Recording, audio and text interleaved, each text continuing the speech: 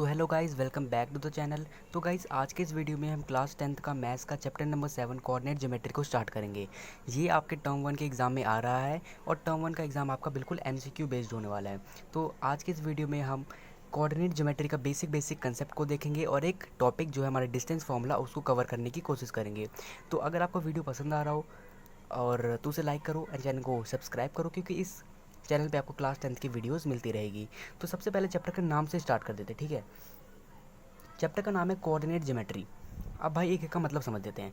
सबसे पहले मैंने ये क्या बनाया, मैंने ग्राफ बनाया। आप इसको कार्टेशियन प्लेन के नाम से जानते हैं, है ना। मैंने बोल दिया एक कोई सा पॉइंट ले लिया, लाइक ये पॉइंट, ये पॉइंट, ये पॉइंट 2 है, ये पॉइंट 3 है। जब मैं इसको मिलाऊंगा तो ये बनेगा 2,3।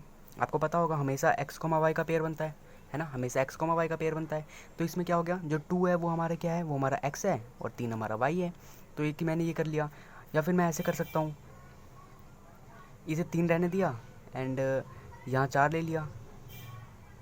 तो ये कितना बन गया हमारा 4,3। हमेशा एक्स कॉमा वाई का पेयर बनता है। तो गाइस, जो मैं पेयर बना रहा हूँ ना, इसको ही हम कहते हैं कोऑर्डिनेट। तो कोऑर्डिनेट का मतलब क्या होता है, एक्स कॉमा वाई का पेयर, ठीक है। कोऑर्डिनेट का क्या मतलब होता है, सिंपल सा, एक्स कॉमा वाई का पेयर। गाइस, कोऑर्डिनेट का सिंपल सा मतलब होता है एक्स कॉमा वाई का पेयर। ओके, जैसे क्या हो 2,3, तो 2,3 क्या है, हमारा pair of x and y है, क्योंकि इसमें पहला एक्स होता है दूसरा वाई होता है। देखो, पहला हमारा एक्स है दूसरा वाई है, तो इसको हम कहते हैं कोऑर्डिनेट, सिंपल सा मतलब। तो कोऑर्डिनेट क्या होता है, pair of x and y, simple. अब आते हैं ज्योमेट्री क्या होती है, ठीक है। कोऑर्डिनेट का मतलब समझ आया। ज्योमेट्री क्या होती है, देखो ज्योमेट्री का मतलब होता है किसी भी चीज़ की लेंथ, हाइट, वेट, डिस्टेंस, ये सब निकालना, इन सब को कहते हैं ज्योमेट्री, ठीक है। ज्योमेट्री का मतलब क्या होता है, किसी चीज़ की हाइट, वेट, डिस्टेंस और एक्सेट्रा, ये सब चीज़ें निकालने को हम कहते हैं ज्योमेट्री। अब दोनों को जॉइंट करते हैं। देखो, किसी भी चीज़ की हाइट, वेट, डिस्टेंस और भी बाकी चीज़ें हम एक्स कॉमा वाई की पेयर की मदद से निकालते हैं, तो उसको कहते हैं कोऑर्डिनेट ज्योमेट्री। कोऑर्डिनेट का मतलब होता है एक्स कॉमा वाई का पेयर, ज्योमेट्री का मतलब होता है किसी चीज़ की हाइट, लेंथ, वेट, ये सब निकालना। जब हम किसी चीज़ की length, height, weight x comma y के पेयर की मदद से निकालते हैं, तो हम उसको कहते हैं कोऑर्डिनेट ज्योमेट्री। बेसिकली इस चैप्टर में हम डिस्टेंस का ज़्यादा यूज़ करेंगे, डिस्टेंस निकालना ज़्यादा करेंगे। तो आई होप आपको कोऑर्डिनेट ज्योमेट्री जो चैप्टर का मीन है वो समझ में आ गया होगा। जैसे एक और एग्जांपल लेते हैं। जैसे मान लिया कि ये एक और कार्टेशियन प्लेन है और यहाँ पे मेरा 2 है एंड यहाँ पे मेरा फॉर एग्जांपल 5 है। जब मैं दोनों को जॉइंट करूँगा तो ये किसका पेयर बनेगा, है एक्स कॉमा वाई का पेयर बनता है। तो एक्स में क्या है 2, वाई में क्या है 5, यानी इसका 2,5 का पेयर बनेगा। तो 2,5 का जो पेयर है ना, ये है हमारा कोऑर्डिनेट। ओके, ये हमारा कोऑर्डिनेट। और ज्योमेट्री आप सीख चुके हैं कि किसी चीज़ की हाइट, लेंथ, वेट, डिस्टेंस, ये सारी चीज़ें निकालना। और जब हम ये सारी चीज़ें कोऑर्डिनेट का मतलब लेके निकालते हैं तो उसको कहते हैं हम coordinate geometry. Basic clear. Then अब बढ़ते हैं हमारा सबसे पहला टॉपिक, जो कि हमारा डिस्टेंस फॉर्मूला। सबसे पहला टॉपिक है आपका distance formula. Okay, distance formula. अब भाई ये क्या चीज़ें हैं, सबसे पहले मैं आपको फार्मूला लिखवा देता हूँ, देन हम एक दो क्वेश्चन ट्राई करेंगे एंड आपका ये भी क्लियर आसानी से हो जाए। तो गाइस, इसका फॉर्मूला है x2 माइनस x1 का whole square plus y2 minus y1 का होल स्क्वायर और अंडर रूट। गाइस, ये है हमारा डिस्टेंस फार्मूला। आप किसी भी दो कोऑर्डिनेट के बीच की डिस्टेंस आप इजीली निकाल सकते हैं। शर्त क्या है कि आपको दोनों पॉइंट के कोऑर्डिनेट मालूम होने चाहिए। अब ये x2 क्या है, x1 क्या है, y2 क्या है, y1 क्या है, एक एग्जांपल लेते हैं एंड ये पूरा इजीली आपको क्लियर हो जाएगा। तो गाइज, मैंने क्वेश्चन लिया, कह रहा है find distance between the following point 3,2 and 7,5। ये हमारे दो क्या है, कोऑर्डिनेट है। क्यों कोऑर्डिनेट है, क्योंकि एक्स कॉमा वाई का पेयर है। जो पहला है वो एक्स है, दूसरा हमारा वाई है। इसमें भी देखो, पहला एक्स है, दूसरा हमारा वाई है। तो ये हमारा कोऑर्डिनेट। अब इन दोनों कोऑर्डिनेट के बीच का हमें डिस्टेंस निकालना है। देखो, वैसे आपका एमसीक्यू पैटर्न है तो आपको प्रेजेंटेशन तो मैटर नहीं करेगी, बट आपको सॉल्व करना आना ही चाहिए, ठीक है। तो देखो कैसे करना होता है। सबसे पहले मैंने मान लिया कि ए पॉइंट है, एक बी पॉइंट है, ठीक है। ऐसे अच्छे से समझ आ जाएगा। मैंने मान लिया कि मैंने मान लिया कि ए जो है वो 3,2 है, ठीक है। एंड बी हमारा क्या है 7,5। अब इन दोनों के बीच का हमें डिस्टेंस निकालना है। सबसे पहले यार ये x2 x1 क्या है ये समझा देता हूँ। देखो, जो भी हमारा पहला होगा ना, पहला हो या फिर कोई भी, जो पहला होता है वो हमने क्या होगा, ये वो x का होता है, ठीक है। तो उसको मैं x1 मानता हूँ, ठीक है। दूसरा वाला होता है उसको मैं y1 मानता हूँ, ठीक है, क्योंकि ये एक्स एक्स कॉमा वाई का पेयर है। ये तो पता ही होगा कि एक्स कोमा वाई का पेयर है, ये भी एक्स कोमा वाई का पेयर है, तो मैं इसको x2 और इसको y2 मान लेता हूँ, क्योंकि देखो ये भी x का पेयर है, ये भी x का पेयर है, तो इसको मैं x1 मान लिया, इसको x2 मान लिया, या फिर आप चाहो तो इसको x1 y1 मान लो और इसको x2 y2 मान लो, आपकी मर्जी है ना। इसको x1 y1 की जगह x2 y2 भी मान सकते हो, वो आप पे डिपेंड करता है, कैसे भी सॉल्व कर सकते हो, आंसर तो वैसे ही आएगा, ठीक है। तो एक्स कोमा वाई का पेयर होता है, जैसे मान लिया कि एक्स कोमा वाई का पेयर होता है, ठीक है, और ये भी एक्स कोमा वाई का पेयर होता है ना। तो मैंने मान लिया कि भाई ये तो दो दो एक्स कोमा वाई हो गया, दोनों ही कोऑर्डिनेट है, तो मैंने इसको 1 मान लिया और इसको 2 मान लिया ताकि कन्फ्यूजन ना हो। क्लियर। अब ए कोमा बी, मतलब ए और बी के बीच में डिस्टेंस निकालना है, तो कैसे निकालेंगे, देखो ऐसे निकालना है, ए बी के बीच में डिस्टेंस √x2 माइनस x1 का whole square plus y2 minus y1 का होल स्क्वायर। अब बस वैल्यू पुट करो, आंसर आ जाएगा। x2 क्या है, x2 है हमारा 7, x1 क्या है, x1 मेरा है 3 यानी कि स्क्वायर, प्लस y2 मेरा 5 है, y1 कितना है 2 स्क्वायर।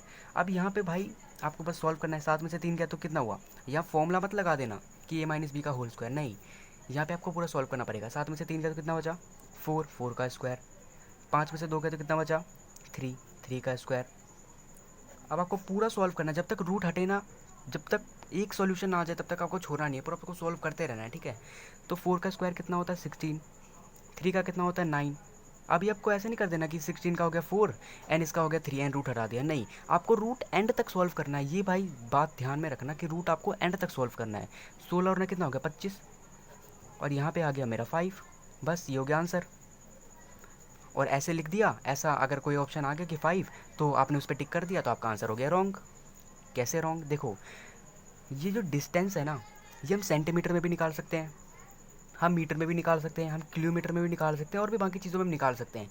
लेकिन हमें इसने ये तो नहीं बोला कि तुम मुझे सेंटीमीटर में निकालो, तुम मीटर में निकालो, तुम किलोमीटर में निकालो, है ना, ऐसा तो उसने बोला नहीं है। तो आपको बस यहाँ पे लगा देना है यूनिट।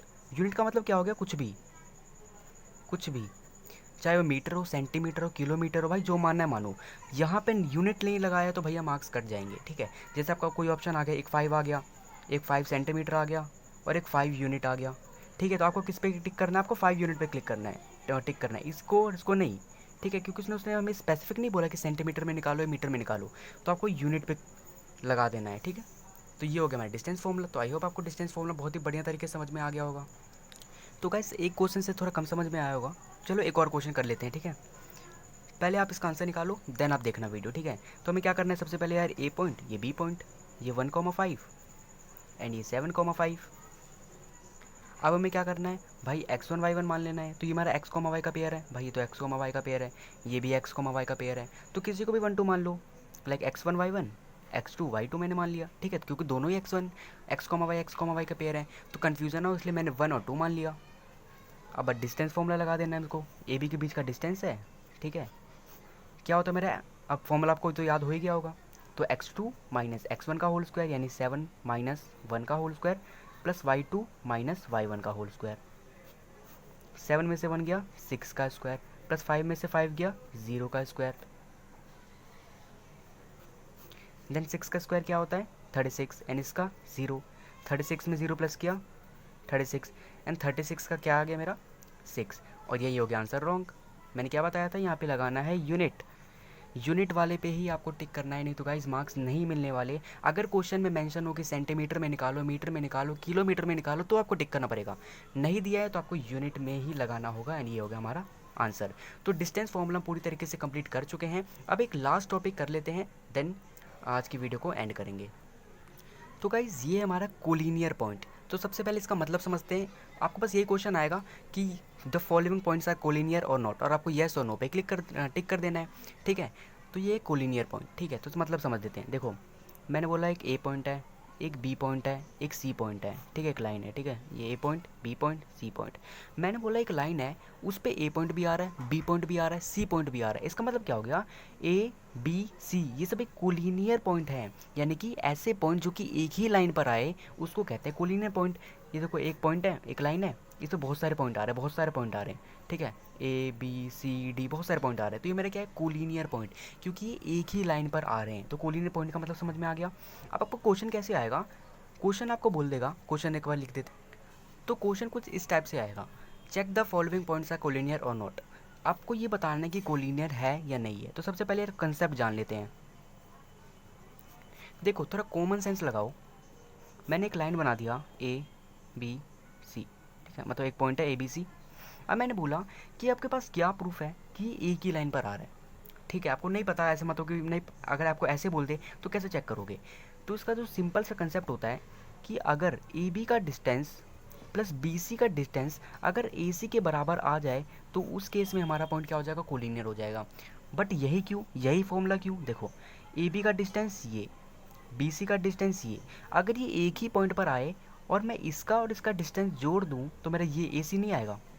सोचो, ए बी और बी सी का डिस्टेंस जोड़ दूँ तो मेरा ए सी आ जाएगा। इससे बस प्रूव हो जाएगा कि हाँ भैया ये तीनों पॉइंट एक ही लाइन पर हैं। तो बस ये सिंपल सा कंसेप्ट था। A B plus B C का जो डिस्टेंस है, ए बी का डिस्टेंस प्लस बी सी का डिस्टेंस बराबर होना चाहिए ए सी के डिस्टेंस से। तो सबसे पहले हम ए बी सी एंड ए सी का डिस्टेंस निकाल लेते। तो गाइस ए बी हमें 1,5 एंड 7,5 दे रखा है और यहाँ पे आप देख सकते हो 1,5 एंड 7,5, इसका डिस्टेंस हम निकाल चुके हैं, कितना है 6 यूनिट। तो बस हमें यहाँ पे क्या लिख देना है 6 यूनिट, यानी ए बी का डिस्टेंस हमारा आ गया 6 यूनिट। अब देख लेते हैं बी सी का डिस्टेंस क्या आएगा। बी सी का डिस्टेंस यहाँ लिख देते हैं बी एंड सी। बी हमारा क्या है, बी हमारा है 7,5 और ये हमारा 9,5, यानी कि x1 y1 x2 y2। ठीक है, इसमें कन्फ्यूजन मत रखना, आप इसको भी x2 y2 ले सकते हो, ठीक है, उसमें कोई दिक्कत की बात नहीं है। बी सी, ठीक है। अब x2 माइनस x1 का होल स्क्वायर, देखो 9 में से 7 कितना बचा, 2, मैं डायरेक्ट कर देता हूँ, ठीक है, ताकि आपका भी टाइम बचे। एंड y2 माइनस y1, 5 में से 5 कितना बचा, 0 का स्क्वायर, 2 का स्क्वायर 4, एंड कितना आ गया 2 यूनिट, ठीक है, 2 यूनिट आ गया। अब हम निकाल लेते हैं हम ए सी का डिस्टेंस। तो गाइस देखो ये ए पॉइंट, ये सी पॉइंट, ए क्या है हमारे पास 1,5, सी क्या है हमारे पास 9,5, यानी कि x1 y1 x2 and y2।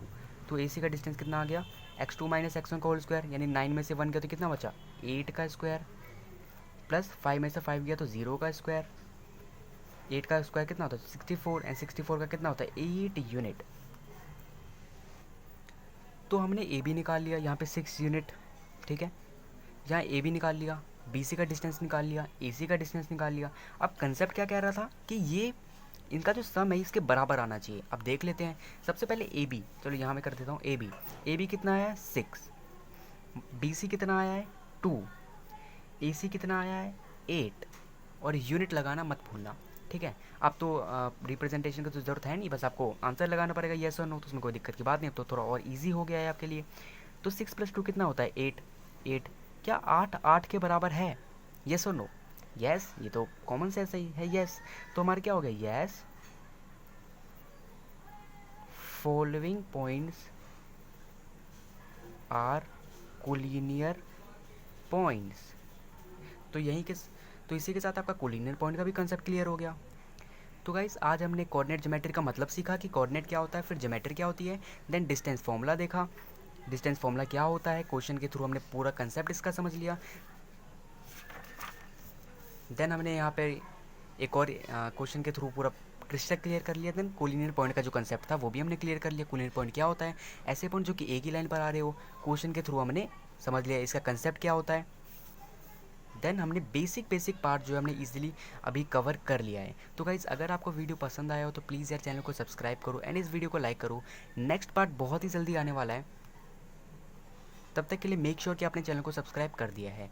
तो तब तक के लिए यार बने रहे हमारे चैनल के साथ, मिलते हैं नेक्स्ट पार्ट में।